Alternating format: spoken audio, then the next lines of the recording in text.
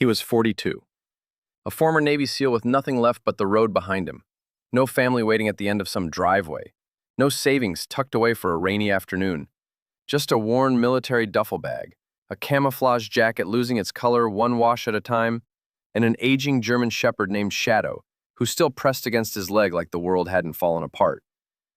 With the last dollars he could scrape together, Michael Reed purchased an abandoned fire station in a small Montana town most maps forgot to include.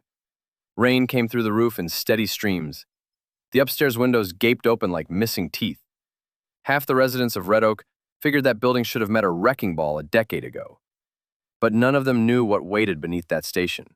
Sealed behind a wall no one had touched since the Cold War. A secret tied directly to Michael's dead father.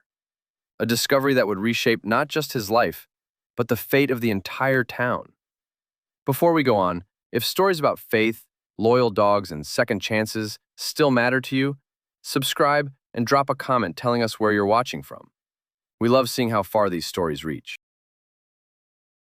Late summer air drifted through Asheville carrying the scent of sun-warmed pine, distant rains sliding down the mountains, and old asphalt radiating heat beneath a pale gold sky. The Blue Ridge Mountains held their silence beyond the city, ancient sentinels watching lives bloom and collapse beneath their shadow. Michael Reed once believed mountains made a man feel small. Now, at 42, he understood they simply reminded a man how much could vanish without the world blinking. He stood outside a narrow brick apartment building on Bartlett Street, one duffel bag at his feet, a German shepherd sitting beside him without a sound. Both of them staring at a locked door that no longer belonged to him. Michael was the kind of man people noticed, even when he wished they wouldn't. 6'2", broad through the shoulders, carrying the heavy posture of someone who'd spent most of his life hauling equipment, responsibility, or ghosts. Dark brown hair clipped in an old military buzz, now threaded silver above the ears. Rough stubble covered his square jaw. Faint scars traced pale lines across sun-weathered hands. His blue-gray eyes held that distant watchfulness, common in men who'd spent too many years expecting danger around every corner. Years in the Navy SEALs had hardened his body. But losing nearly everything after leaving the service had hardened something deeper. He wore a faded Navy SEAL digital camouflage jacket, stripped of combat gear, old tan tactical boots, dark cargo pants worn thin at the knees. The uniform no longer belonged to the military, not officially. But Michael still pulled it on during hard days. It reminded him there had once been a version of himself who understood his purpose. Beside him sat Shadow, 11 years old, black and tan fur, muzzle gone silver with age. One of his back legs stiffened whenever he rose too quickly. A lingering wound from an operation overseas, years ago. Those amber eyes stayed sharp, intelligent, always tracking between Michael and the world around them. Constantly checking whether his human was still safe. A faded red bandana hung loose around the dog's neck beneath an old leather collar scratched by years of use. Shadow had served beside Michael longer than most people had stayed in his life. Michael reached into his pocket and unfolded the eviction notice again. He'd already read it 4 times. Final notice. 3 months overdue, property locked. Simple words, cold words. Words that didn't care how a man ended up standing on the wrong side of his own door. The apartment manager, Denise Holloway, stood behind the office window pretending not to watch. Denise was a heavy-set woman in her late 50s. Dyed auburn hair, sharp eyebrows permanently arched, like she expected disappointment from everyone met. She wasn't cruel by nature. Life had simply ground her patience into something practical. Years earlier, Michael remembered her bringing Christmas cookies to tenants. But rising costs, unpaid rent, and endless complaints had slowly carved the warmth from her voice. 2 nights ago, when Michael had asked for 1 more week, Denise sighed without meeting his eyes. "Mike, I already gave you 3 extensions. I can't keep doing this." He hadn't argued after that. Pride exhausted itself eventually. Shadow rose slowly, limped toward the apartment door, sniffed beneath it, then sat again. The dog stood there nearly a full minute, waiting. Like he expected Michael to turn the lock and explain it had all been some mistake. Watching him was worse than the eviction itself. "I know, buddy," Michael said quietly. "I thought we had more time, too." The truth was, This collapse didn't begin today. It started 2 years back when Michael put his trust in an old teammate named Eric Dalton. Eric had been magnetic. Sharp jaw, smooth voice, the kind of former soldier who could talk exhausted veterans into believing one smart investment would finally buy them peace. Michael poured nearly everything from his retirement savings into Eric's construction startup. 6 months later, the company buckled under debt, lawsuits, and unpaid taxes. Eric vanished to Arizona before investigators even wrapped up. Michael never saw him again. After that came the night security gig downtown. 12-hour shifts standing outside office buildings while Asheville slept around him. The pay barely covered rent, but it kept him and Shadow above water until Shadow's leg got worse during winter. Vet visits turned into medications. Medications turned into surgeries. Michael chose the dog every single time. Missing shifts to care for Shadow cost him the job not long after. People loved calling veterans heroes, right up until the rent came due. Michael shifted the old duffel bag on his shoulder. Everything he owned fit inside it now. 2 uniforms, 3 shirts, military records, dog medicine, and a photograph folded into a Bible he hadn't cracked open in years. Across the street, traffic kept rolling without pause. Tourists laughed outside coffee shops. College kids crossed intersections with backpacks and iced drinks in hand. Not one of them noticed the former Navy SEAL and his aging dog becoming homeless in broad daylight. Shadow nudged Michael's hand with his nose. "You hungry?" Michael asked. The dog tilted his head. Michael checked his wallet. $58. That was all that remained after Shadow's latest prescription. He walked to a nearby gas station, bought 1 ham sandwich and a bottle of water. Outside, he sat on the curb beneath fading sunlight and tore the sandwich in half. Shadow took his piece gently, but didn't eat right away. Instead, the old dog pushed half of it back onto Michael's knee. Michael stared at him for several quiet seconds, then laughed softly through tired eyes. "Yeah," he whispered, voice rough. "Guess we're both stubborn." For the first time that day, the crushing weight inside his chest eased, just slightly. Not because anything had improved. It hadn't. He had no place to sleep, almost no money, and winter would come in a few months. But Shadow was still beside him, breathing steady in the warm Carolina evening, like loyalty itself had taken a body and chosen to stay. Then Michael's phone buzzed in his pocket. Unknown number. He almost let it ring out, almost. But something pulled his hand to answer. "Michael Reed?" an older male voice asked. "I think I found something that belonged to your father, and you're going to want to hear this." The Asheville bus station smelled like burnt coffee, damp pavement, and old air conditioning that never quite managed its job. Outside, morning sunlight stretched across the sidewalks in pale gold bands. The Blue Ridge Mountains stood hazy in the distance beneath a cloudless Carolina sky. Michael Reed sat near the far wall under a flickering departure board. Shadow lay beside his boots. The old German shepherd rested his head across Michael's foot, like he was afraid the man might vanish if he drifted too far. Around them, people carried backpacks, suitcases, paper cups, and ordinary destinations. Michael carried a duffel bag, and the uncomfortable certainty that his entire life had narrowed to whatever happened next. The mysterious call from the night before had lasted less than 3 minutes. The older man on the line never properly introduced himself. He only claimed he'd once known Michael's father, mentioned an abandoned fire station in Montana tied to unfinished business. Before Michael could press for details, the caller said one thing: "Look up Red Oak Station 7, and hung up. At first, Michael figured it was a scam. Veterans got targeted constantly, but sleep had been impossible after that call. Curiosity crawled into his mind and refused to leave. Around 4 in the morning, Michael sat on a bus station bench with Shadow sleeping at his side. His phone glowed in the dark. Government surplus listings scrolled beneath his thumb. Then he stopped. Red Oak Fire Station number 7. Red Oak, Montana. Population 463. Status: condemned municipal property. Minimum tax bid: $10. 3 photographs came with the listing. A 2-story red brick station, faded white numbers painted above an old garage door. Upstairs windows shattered, rust bleeding along the metal tracks. Tall oaks standing around the building like sentries who'd forgotten their orders. Michael couldn't explain what happened next. The place felt familiar, not in any logical way, something deeper, like catching a face in a crowd that belonged to someone already buried. He stared at those photographs for close to 20 minutes. Shadow watched him the whole time. "You think I've officially lost my mind?" Michael asked. Shadow thumped his tail once against the tile floor. Michael laughed quietly. "Yeah, probably." The woman behind the ticket counter that morning was Carla Bennett. Thin, early 30s, dark braided hair tucked beneath a Navy station cap. Her eyes carried the weight of someone raising children on double shifts. A silver wedding ring sat on her finger next to chipped blue nail polish. Unlike most station workers, Carla spoke gently, not mechanically. "You traveling alone?" she asked, typing into the computer.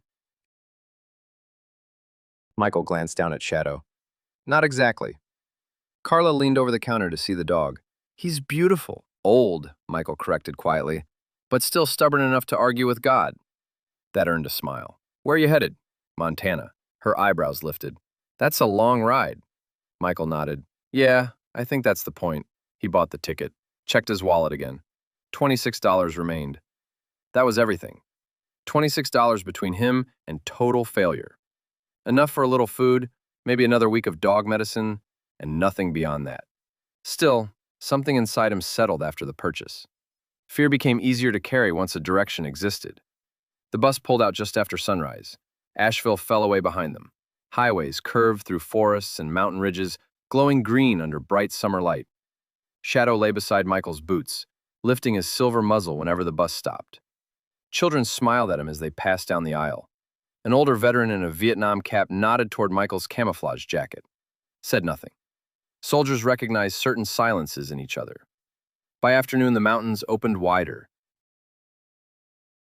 Sunlight poured across valleys thick with pine trees, and rivers reflecting pale blue sky. Michael pressed his forehead against the window, watched America slide past 1 mile at a time. Small gas stations, farmhouses, rusted tractors, churches with peeling white paint, places the rest of the country had forgotten. He realized those were the places he trusted most now. During a stop in Tennessee, Michael bought a cheap sandwich from a vending machine, filled Shadow's water bowl outside beside the buses. The old dog limped slightly more than usual that day. Michael noticed immediately. He always noticed. "You holding up okay?" he asked quietly. Shadow pressed his head against Michael's chest for a moment, then sat beside him beneath the warm afternoon sun. The truth Michael never said aloud was simple. Losing Shadow terrified him more than homelessness ever could. The dog had been there through Afghanistan, through panic attacks and sleepless nights, through divorce papers and every terrible silence that followed. Shadow had watched Michael harden into someone lonelier after the military, and stayed anyway. People left. Shadow never had. Night settled over the highway somewhere past Nebraska. Most passengers slept with their heads against windows, while dim blue lights humed overhead. Outside, endless fields rolled beneath moonlight like dark oceans. Michael sat awake, staring forward. Shadow breathed steadily beside him. His stomach growled painfully. He reached into his bag and pulled out the last packaged honey bun from the station, broke it carefully in half, handed one piece to Shadow. The old German shepherd sniffed the food, ate only half, then pressed the remaining piece back into Michael's palm with his cold nose. Michael stared at the dog for a long moment before swallowing hard. Something twisted behind his ribs. Not grief, exactly, something deeper than that. The crushing, unbearable weight of being loved without conditions. "You're a terrible survival partner," Michael whispered, his voice raw. Shadow laid his head across Michael's knee. Beyond the window, silent lightning pulsed across the plains, far past the highway. Then Michael noticed something strange. Folded inside the property listing on his lap was a handwritten note he'd never seen before. The paper looked old, yellowed at the edges. One sentence had been written across it in faded blue ink. "If you're reading this, your father was here before you." Michael went still, because the handwriting looked exactly like Daniel Reed's.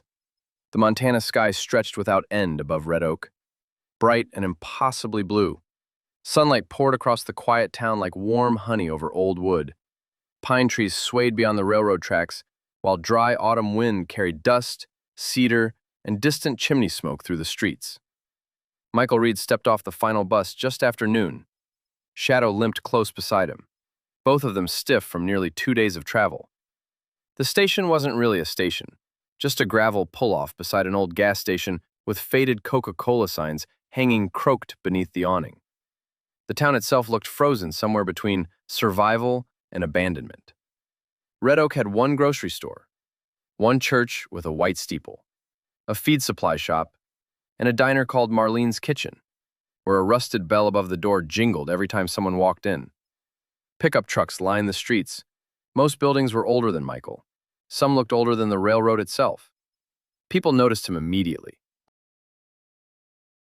Not because of the jacket, not even because of Shadow. Small towns notice strangers because strangers break routines. Men sitting outside the diner paused their conversations as Michael passed. A teenage cashier inside the gas station watched him carefully while pretending to organize candy shelves. An elderly woman watering flowers near the church stopped long enough to track him with cautious eyes. Michael understood the feeling.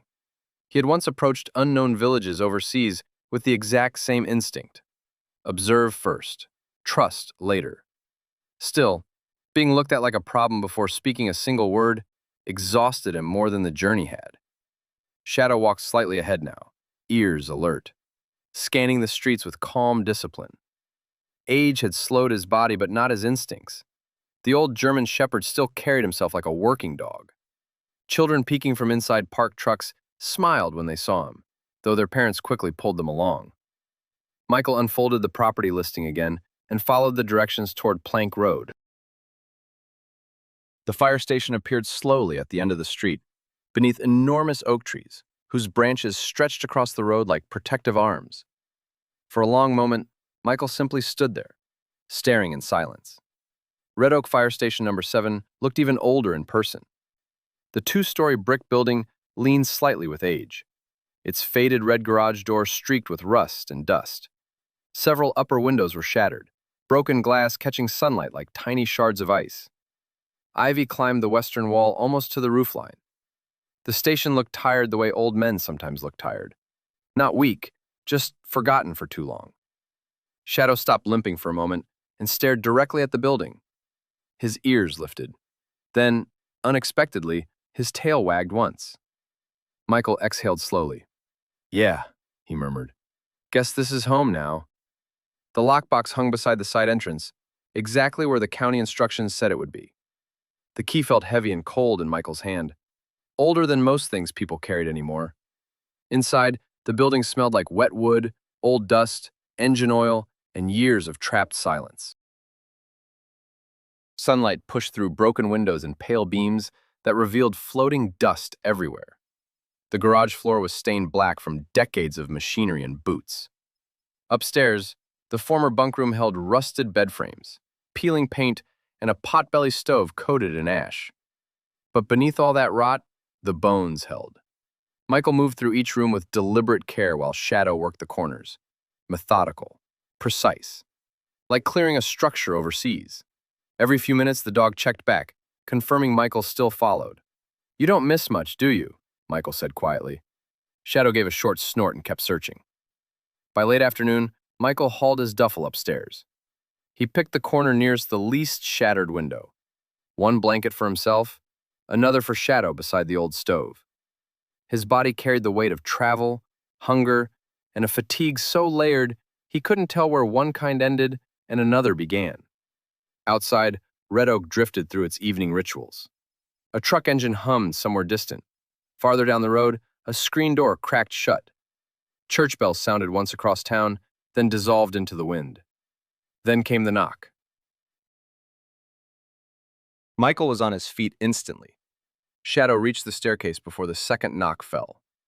A man stood near the entrance below, holding a cardboard box, 60 or so, broad shoulders gone soft with age and decades of labor. His gray beard grew thick, but trimmed neat, and deep lines fanned out from pale blue eyes. Cautious, not hostile. Denim overalls over a flannel shirt rolled to the elbows. "My wife said I should bring this over before I change my mind," the man said. Michael looked at the box. Canned soup, bread, dog food. The man caught Michael studying him. "Name's Walter Grady," he offered. "Own the hardware store down by the tracks." Michael gave a single nod. "Michael Reed." Walter's gaze drifted briefly to the military jacket. "Figured." A beat of silence hung between them. Then Walter exhaled. "Look, folks around here get nervous about outsiders. Last drifter who tried squatting in this building stole copper wire from 3 houses." Michael folded his arms slowly. "I'm not here to steal anything." Walter watched him a moment before speaking. "Maybe not, but small towns remember trouble longer than kindness." That line stayed with Michael long after Walter walked away. Night came fast in Montana. Temperature dropped hard once the sun went down. Cold air pushed through the broken glass upstairs, whistling low. Michael lit a small lantern beside the stove and wrapped Shadow's medication inside canned meat from Walter's box. The old dog ate slowly, then padded downstairs toward the garage. A minute later, Michael heard him settle directly in front of the large garage door. Guard position. The same habit Shadow kept overseas whenever Michael slept. Michael leaned against the staircase, watching the dog's silhouette beneath moonlight that crept through cracks in the garage windows. Something pulled tight in his chest. Not fear, not grief. Something lonelier than both. The understanding that one aging dog was still trying to shield him from a world that had mostly forgotten whether he was alive. Outside, wind passed through the oak trees with a low rustle.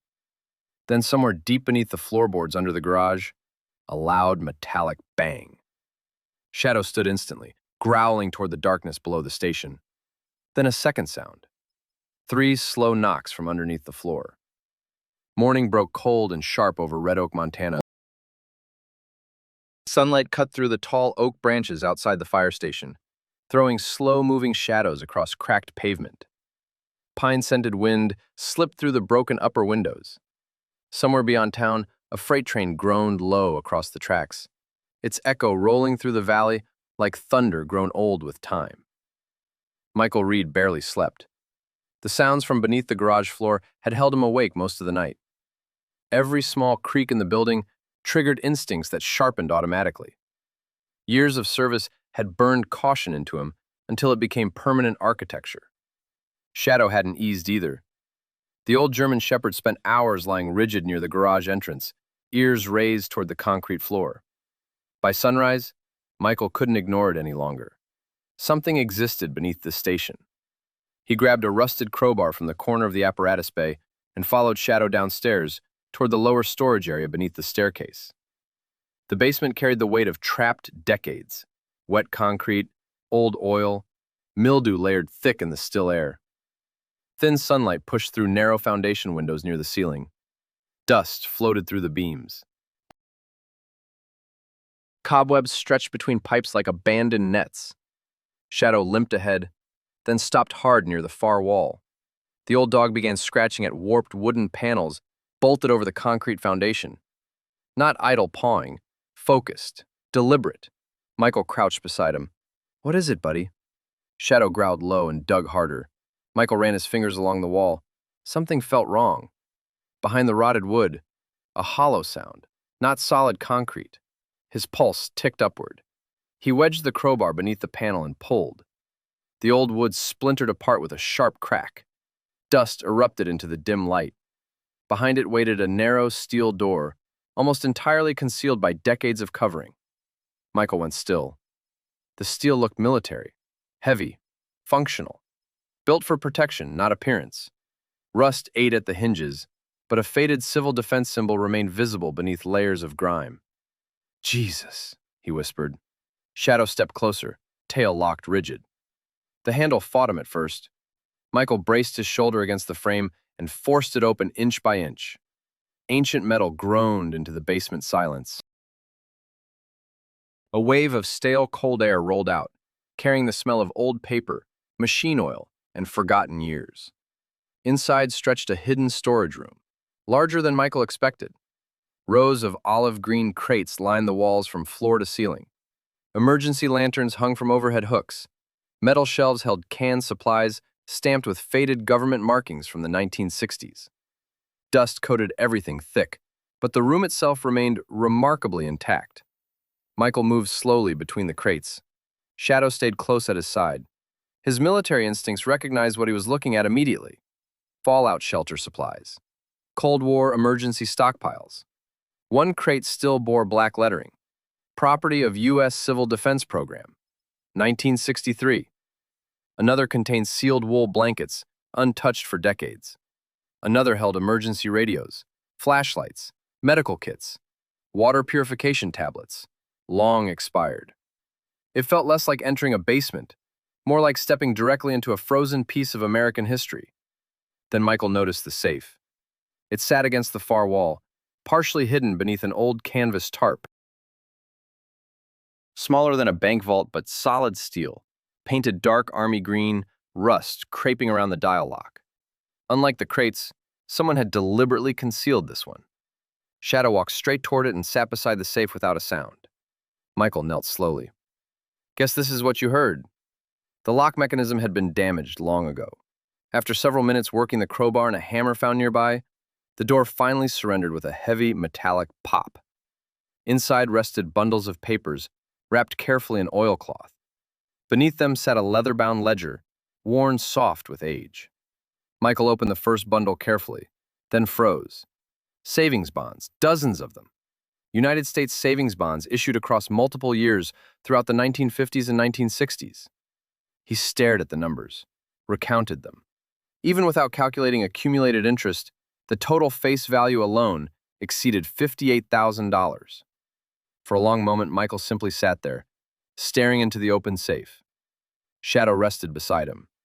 A strange numbness spread through his chest. Not excitement, exactly, more disbelief than anything else. Men like him didn't stumble into miracles. Life had taught him that lesson repeatedly. He picked up the old ledger next. The leather cracked softly beneath his fingers as he opened it. Neat handwriting filled every page in dark blue ink.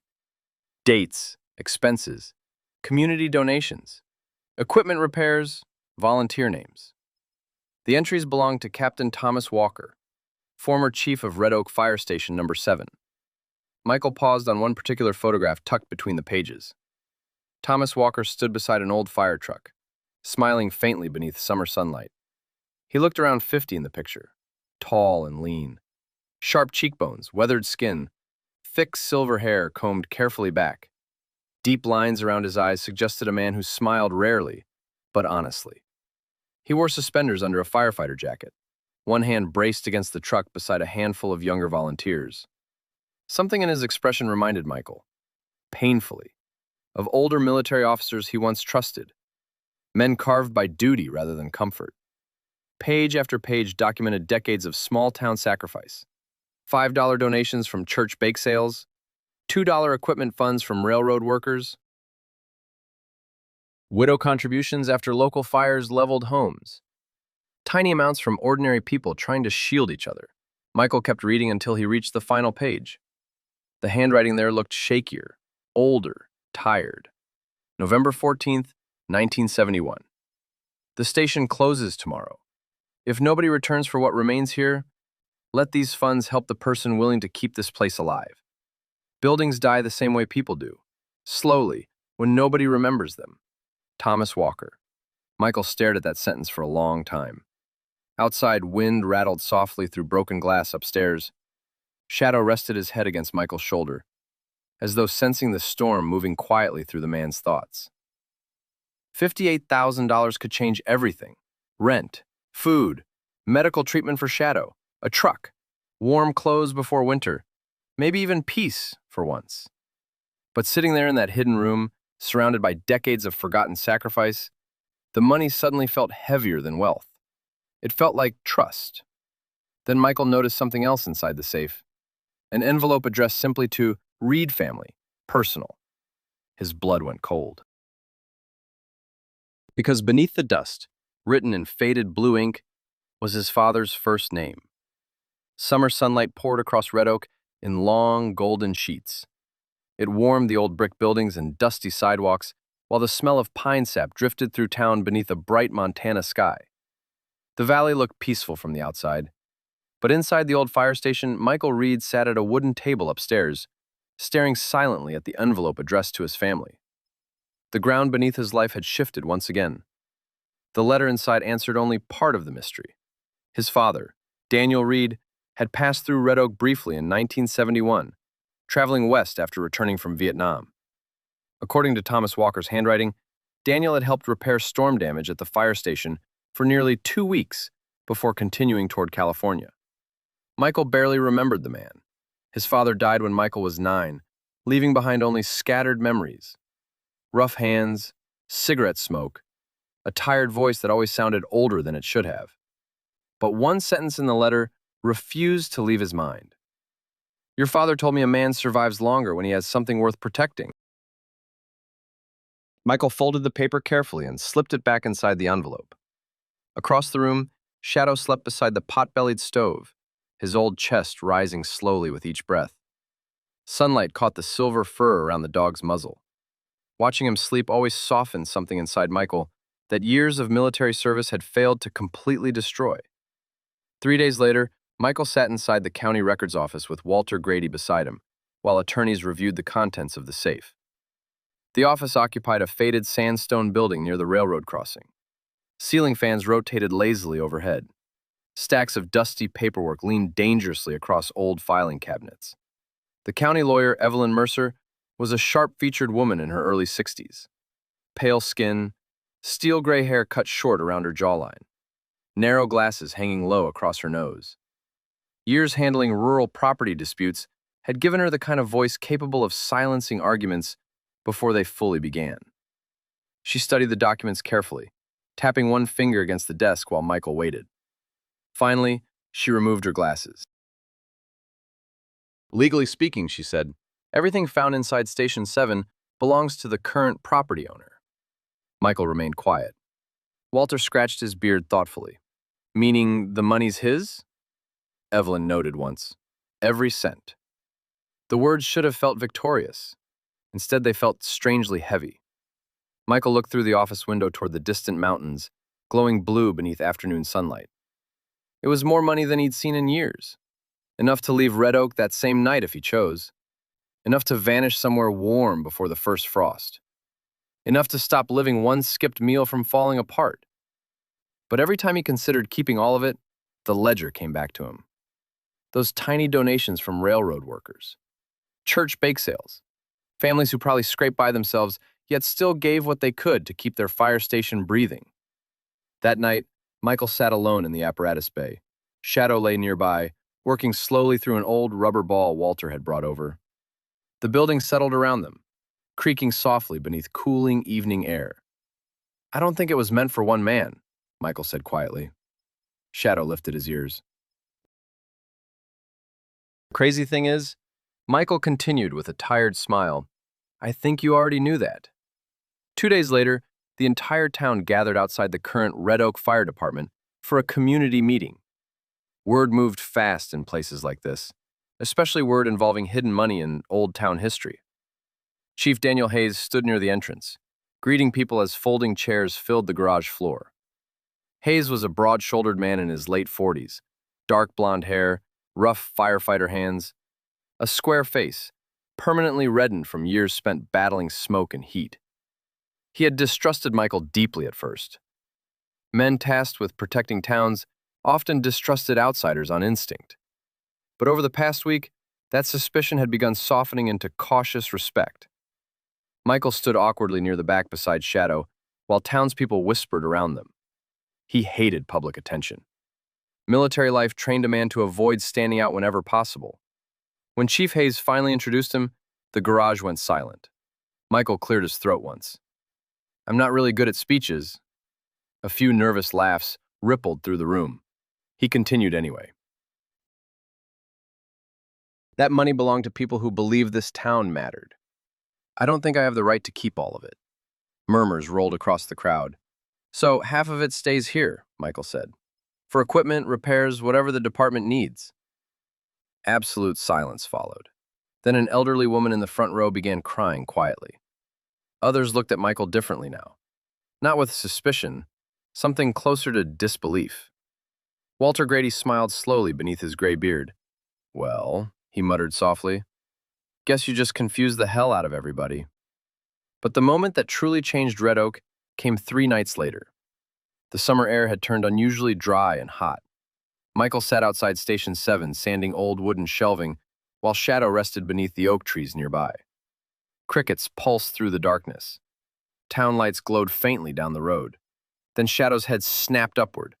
The old German shepherd rose immediately despite the stiffness in his injured leg. His ears locked toward the center of town. Then he barked, loud, sharp, urgent. Michael dropped the sandpaper instantly. Years beside the dog taught him the difference between ordinary barking and warning. This was warning. Shadow sprinted toward Main Street faster than Michael had seen him move in months. "Shadow!" Michael shouted, chasing after him. Halfway down the block, Michael smelled smoke, thick and bitter. Behind Marlene's kitchen, flames crawled up the rear wall of a storage garage, connected to the grocery store next door. Dry summer wind pushed sparks dangerously close to neighboring buildings. Without hesitation, Michael grabbed a hose from beside the alley, while Shadow barked furiously near the back entrance, where an elderly stock clerk struggled against a jammed door. Michael forced it open with his shoulder and dragged the coughing man outside. Seconds later, flames exploded through the rear windows. Sirens filled the night moments after. By the time firefighters contained the blaze, nearly the entire town stood watching beneath flashing red emergency lights. Chief Hayes approached Michael slowly. Soot still covered his face. "You and that dog probably saved half this street tonight," he said quietly. Michael looked down at Shadow sitting proudly beside him, smoke drifting through the dog's silver fur beneath the flashing lights. For the first time since arriving in Red Oak, nobody looked at Michael Reed like he didn't belong there anymore. By early September, Red Oak wore the kind of sunlight that shaved years off old buildings. Warm gold poured across the valley each morning. It touched the mountains in soft blue layers. Cool air carrying pine drifted through town before afternoon heat settled in. The abandoned fire station at the end of Plank Road no longer looked entirely forgotten. For the first time in decades, trucks slowed when passing it. Michael Reed stood on the roof beneath Montana sky, pulling warped shingles free and fitting new ones section by section. Sweat darkened the collar of his faded Navy SEAL camouflage shirt. Old scars along his forearms caught light every time he raised the hammer. Months earlier, losing his apartment in Asheville had felt like being erased, piece by piece, line by line. Now each repaired board was proof. Something broken could still hold together if someone refused to stop working on it. Below him, Shadow lay stretched beside the garage entrance, amber eyes half closed, watching the street. The old German shepherd moved slower now. His silver muzzle grew whiter every week. Sometimes his injured back leg trembled after standing too long, but he still followed Michael everywhere, as though duty had fused into his bones.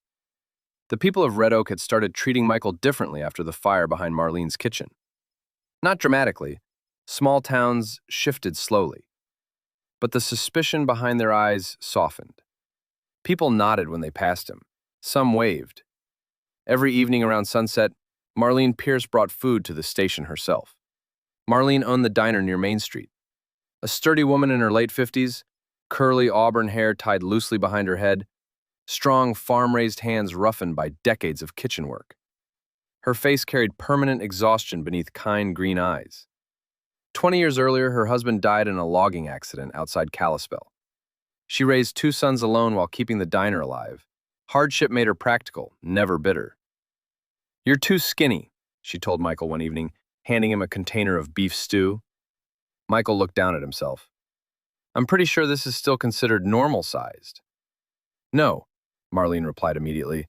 "That's divorced and homeless-sized." Michael laughed harder than he expected. Shadow lifted his head curiously at the sound. By the second week of renovations, Walter Grady brought over an electrician named Earl Bennett.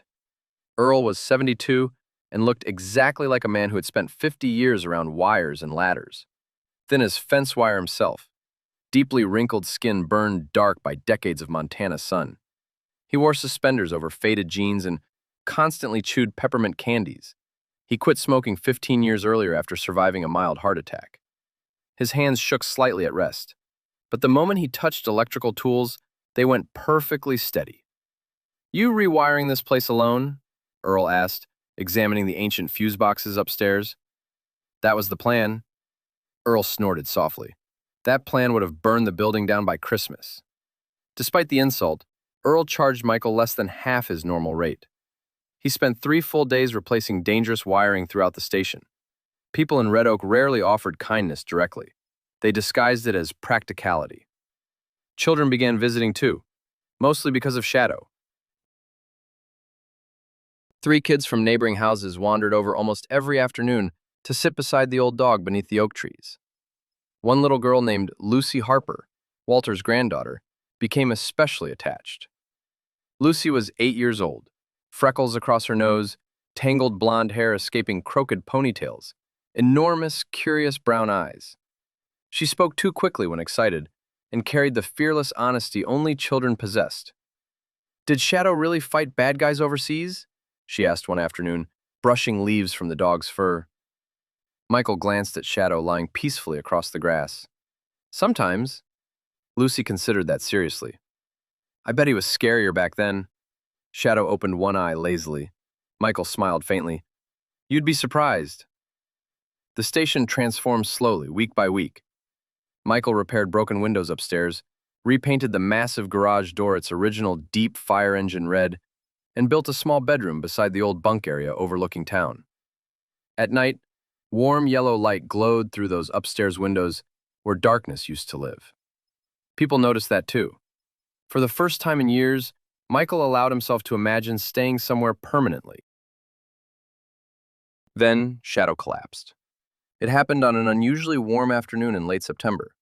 Michael was sanding wooden shelving inside the garage when Lucy screamed outside. Shadow lay motionless near the curb beneath the oak trees. Michael dropped everything and rushed toward him. The old German shepherd struggled weakly for breath, chest rising too fast, body trembling hard. Panic hit Michael worse than incoming gunfire ever had. "Shadow," he whispered, kneeling beside him. "Hey, stay with me." The drive to the veterinary clinic in Farmington became a blur of red lights, gravel roads, and raw fear. Michael held Shadow's head gently in the passenger seat the entire way. The dog's breathing grew thinner with every mile. Dr. Hannah Keller met them outside the clinic entrance. Hannah was a veterinarian in her late 30s.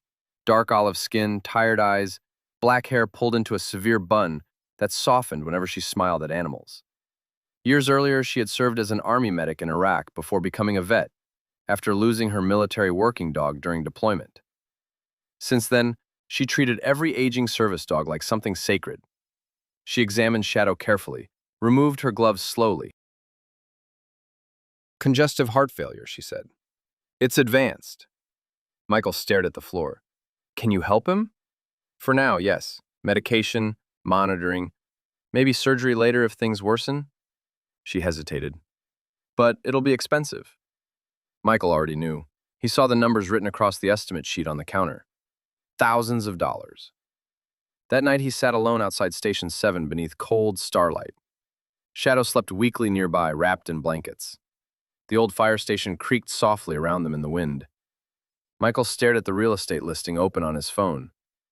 "Sell property, fast cash offer available." His thumb hovered over the number. Because if selling the station kept Shadow alive longer, he would do it without hesitation. Then headlights appeared at the end of Plank Road. One truck, then another behind it. Michael frowned as nearly half the town began pulling up outside the fire station. Autumn arrived quietly in Red Oak, Montana. The mountains beyond town glowed deep blue beneath crisp October skies. Golden leaves drifted through the streets like slow-moving embers. Cold morning air carried the scent of pine wood smoke, damp earth, and distant snow gathering somewhere high above the valley. The old fire station at the end of Plank Road no longer looked abandoned. Warm light shone through its restored windows each evening, and the freshly painted red garage door gleamed beneath the oaks, like a piece of the town's forgotten past, finally breathing again. Michael Reed stood outside the station, staring at the line of pickup trucks parked along the curb. Nearly half the town had shown up the night before, after hearing about Shadow's condition. Some brought casseroles, others brought envelopes. A few simply stood awkwardly near the garage, pretending they had just been driving by. Small towns rarely said emotional things directly. They showed love sideways.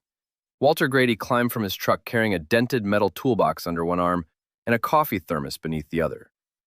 The old hardware store owner looked unusually serious that morning. Gray beard shifting slightly in the wind, sunlight catching the cracked lenses of his reading glasses. "You should probably open the box before your pride talks you out of it," Walter muttered. Michael frowned. "Walter, just open it." Inside the toolbox sat dozens of envelopes stuffed with cash, checks, handwritten notes, and folded bills held together by rubber bands. Michael stared silently at the pile, while cold wind moved through the oak leaves overhead. Lucy Harper's note sat near the top in crooked pencil handwriting. "For Shadow, hero dogs should stay." Michael swallowed hard. Other notes followed, some anonymous, some signed. Railroad workers, church families, retired firefighters, ranchers, even people who'd barely exchanged a word with him before. Every envelope carried the same message in different handwriting. "Stay. You belong here now." For several long seconds, Michael couldn't speak. Shadow rested weakly near the garage entrance, wrapped inside one of the old civil defense wool blankets. His breathing slower but steadier since the medication began. The old German shepherd lifted his silver muzzle slightly